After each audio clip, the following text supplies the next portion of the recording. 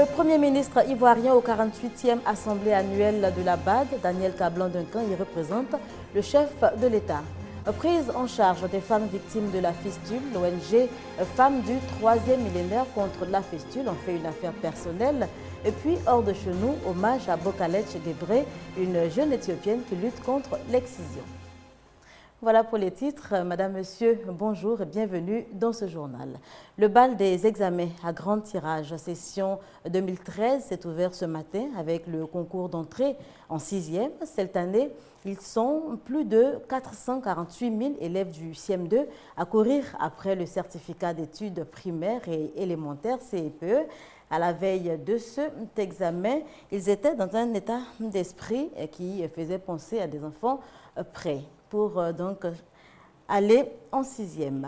Nous reviendrons donc sur cet examen qui a ouvert donc ses portes aujourd'hui. Mais avant, parlons de ces banquiers de Côte d'Ivoire et de la sous-région qui étaient réunis jeudi dernier au siège de la BCEAO à Dakar. Une réunion pour échanger, entre autres, sur l'impact du financement octroyé aux banquiers de la sous-région. Envoyé spécial à Dakar pour RTI2, Franck Kouadio. Une rencontre entre les professionnels du secteur bancaire ouest-africain et le gouverneur de la Banque centrale des États d'Afrique de l'Ouest, BCEAO. Il s'agit entre autres préoccupations de réviser le taux directeur fixé en dessous de 6% pour les entreprises bancaires par la Banque centrale, ce qui devrait permettre aux déposants de bénéficier de facilités. Il est évident que les banques, puisque les ressources qu'elles ont auprès de la Banque centrale baisse du point de vue prix, il est évident qu'elles doivent pouvoir faire également la même chose pour leurs clients. Mais les banques ont au sein de l'Union des préoccupations différentes et selon le président de la Fédération des associations bancaires, l'application des réformes mises en œuvre depuis 2009 est soumise à la loi du marché. Les taux sont à la baisse sur l'ensemble des pays de l'UEMOA depuis 2009 et le premier trimestre de 2013 confirme cette tendance-là. Vous savez que sur chaque place, la Banque centrale ne régule pas, je dirais, le taux si ce n'est pas par des mécanismes au niveau des taux directeurs. Mais le reste se fait par le marché. Les financiers cependant le savent, l'attente est plus forte au niveau des ménages dont le bonheur dépend de la bonne marche des groupes industriels. Il faut que les grosses entreprises bénéficient déjà des financements bancaires puisqu'il faut que les entreprises existent et qu'elles gèrent leurs charges pour qu'elles puissent, payer les salaires des personnes qui y travaillent, qui constituent des ménages. Aujourd'hui, nous sommes en train d'élargir l'accès des populations, d'accord, aux services bancaires. Novembre 2013, c'est la période consacrée pour l'évaluation et la mise en œuvre des recommandations de la rencontre qui ont porté pour l'essentiel sur l'appui au crédit des établissements bancaires, le renforcement du marché des titres publics et des infrastructures. La transformation structurelle en Afrique. La question est au cœur des travaux des 48e Assemblées annuelles de la BAD, la Banque africaine de développement. Des travaux ouverts hier lundi à Marrakech, au Maroc. Plusieurs chefs d'État et de gouvernement participent à ces assises. Parmi eux, le Premier ministre ivoirien Daniel Kablan-Duncan. Il y représente le chef de l'État, le président Alassane Ouattara.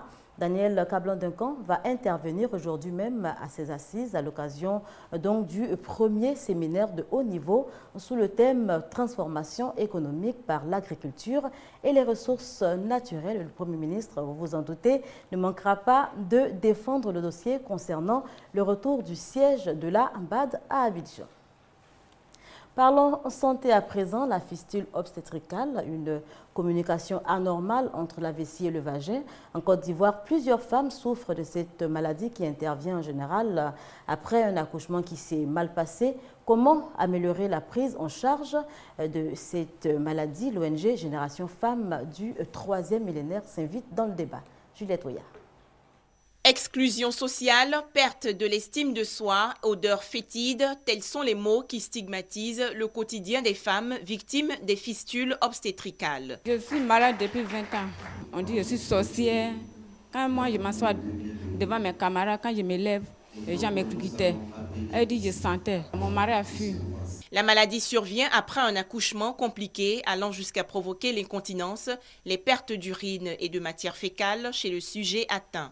En Côte d'Ivoire, selon le Fonds des Nations Unies pour la population, UNFPA, plus de 1000 femmes par an présentent une fistule obstétricale. Des chiffres alarmants qui interpellent l'organisation non gouvernementale Génération Femmes du 3e millénaire.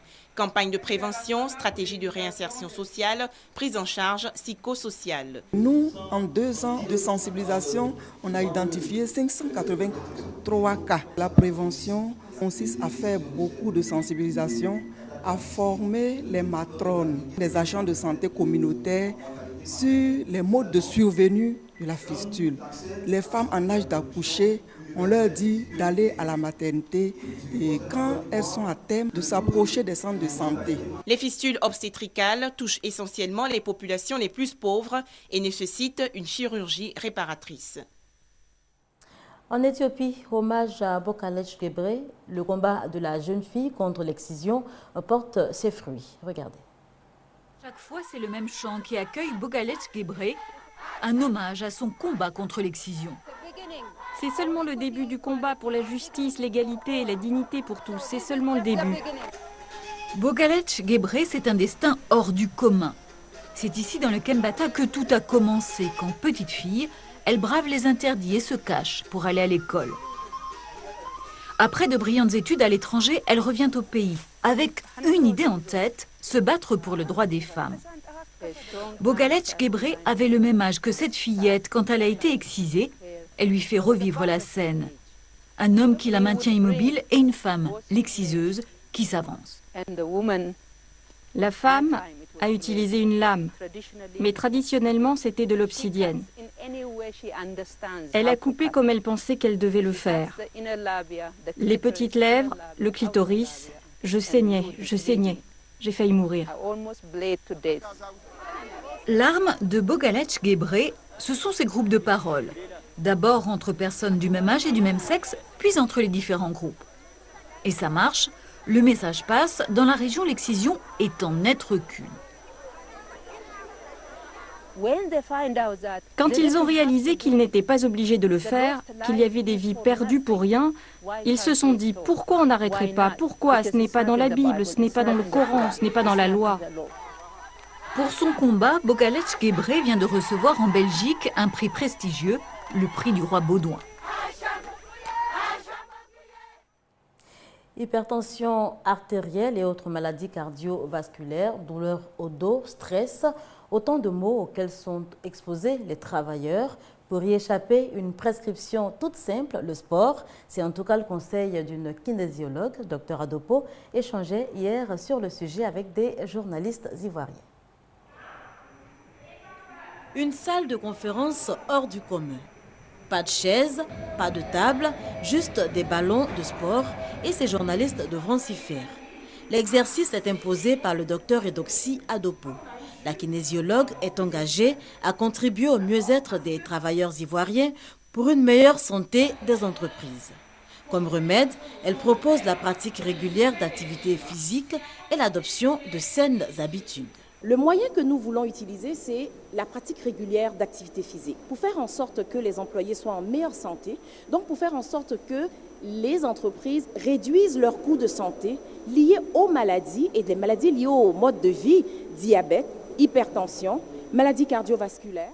La qualité de vie, la gestion du stress, la santé mentale, des éléments essentiels à un travailleur pour être disponible et performant. L'initiative du centre Ligne et Équilibre est fort appréciée. Aujourd'hui, la santé, c'est le meilleur capital. Donc investir dans le capital humain, je pense que c'est le meilleur investissement puisque les entreprises, leur objectif, c'est de faire du profit. Et c'est en produisant en qualité et en quantité avec les ressources humaines en bonne santé qu'on peut effectivement faire du profit. La santé de l'entreprise repose sur la santé des ressources humaines. Le message est clair, les chefs d'entreprise et autres gestionnaires de projets sont appelés à en tenir compte pour un rendement meilleur. L'université Félix Houphouët-Boigny de Cocody a fait l'objet hier d'un braquage.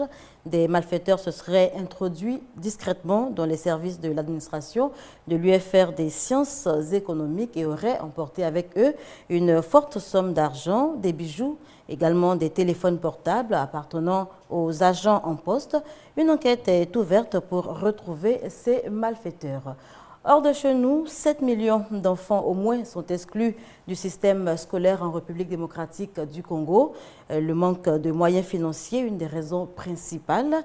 Les parents ne savent pas à quel sein se vouer quand le gouvernement dit être prêt à mettre tout en œuvre pour remédier à cette situation. Solange a 3 enfants en âge d'aller à l'école. Mais seuls 2 sont scolarisés, au prix d'énormes sacrifices. Par trimestre, nous payons 30 000 francs comme frais de scolarité, c'est-à-dire 90 000 francs pour l'année. C'est difficile de réunir cette somme d'argent. 90 000 francs congolais, 100 $ américains, presque 7 fois le salaire mensuel du mari de Solange. Alors, la dernière fille de la famille doit rester à la maison. Plus de 7 millions d'enfants en République démocratique du Congo sont exclus du système scolaire. Mawazo a 2 enfants. L'argent qu'elle gagne en cassant des pierres n'est pas suffisant pour les envoyer à l'école. Mes enfants et moi cassons des pierres d'abord pour manger. L'argent qu'on nous verse nous aide juste à acheter de la nourriture. Il n'est donc pas destiné à financer les études de mes enfants. En République démocratique du Congo, en principe, l'inscription à l'école primaire est gratuite. Seulement voilà, c'est aux parents que revient la charge de payer une grosse partie des salaires des enseignants. L'ONG Lisadel dénonce cette disposition et la démission de pouvoir public. L'État qui a alloué à l'éducation 33% du budget pour que l'école fonctionne normalement, pour que le salaire des enseignants soit pris en compte, pour que le frais de fonctionnement soit pris en compte, l'État a abandonné l'école. Réagissant à la forte interpellation des ONG, le ministre congolais de l'enseignement primaire estime que des efforts sont fournis par le gouvernement pour améliorer la situation. D'après Maker Wangou, cette année, l'État a consacré 14% de son budget à l'éducation nationale. La vie d'Adèle, palme d'or du 66e festival de Cannes. Abdelatif Keshish est donc le grand vainqueur de ce festival. Son film parle d'une histoire d'amour entre 2 femmes. Il a ému le jury et conquis la critique. La vie d'Adèle est le grand vainqueur de ce 66e festival de Cannes. C'est un trio en larmes qui est venu chercher la récompense. Le réalisateur franco-tunisien Abdelatif Keshish, entouré de ses 2 actrices. Vous avez fait des erreurs. Je suis énervée parce que tu dis n'importe quoi devant tout le monde depuis tout à l'heure. Je suis pas lesbienne, faut que je te le dise comment, putain. La vie d'Adèle dépeint la passion homosexuelle brûlante qui consume 2 jeunes femmes. 3 heures ponctuées de scènes de sexe extrêmement crues qui n'ont apparemment pas dérangé le jury. Nous avons été absolument émerveillés par le brio, par la performance des 2 actrices extraordinaires et par tout le casting, et aussi par la façon dont le metteur en scène observe ses comédiennes. Elle avait décroché un César pour The Artist. Émue, presque incrédule, Bérénice Bejo a été sacrée meilleure actrice hier pour son rôle dans Le Passé de l'Iranien Asghar Farhadi. Elle y interprète une mère déchirée entre un mari dont elle veut divorcer et son nouveau compagnon. Si je pouvais partager ce prix avec toute l'équipe de tournage, d'abord vraiment je tiens à remercier tous les membres de l'équipe, les techniciens qui nous ont suivis sur ce film. Il y a eu des récompenses aussi pour les absents. Prix d'interprétation masculine pour l'américain Bruce Dern. Grand prix pour Inside Llewyn Davis des frères Cohen. Enfin, un soupçon de péché du chinois Jia Zhang qui dépeint l'envers du décor du boom économique en Chine, décroche le prix du meilleur scénario. Et puis, la Syrie toujours en proie à des violences. La ville de Kousser était hier encore le théâtre de combats acharnés entre l'armée et les combattants de la rébellion. Voilà, c'est ici qu'on s'arrête pour cette édition. Merci de nous avoir suivis. Prochain rendez-vous de l'information, n'oubliez pas, 19h30.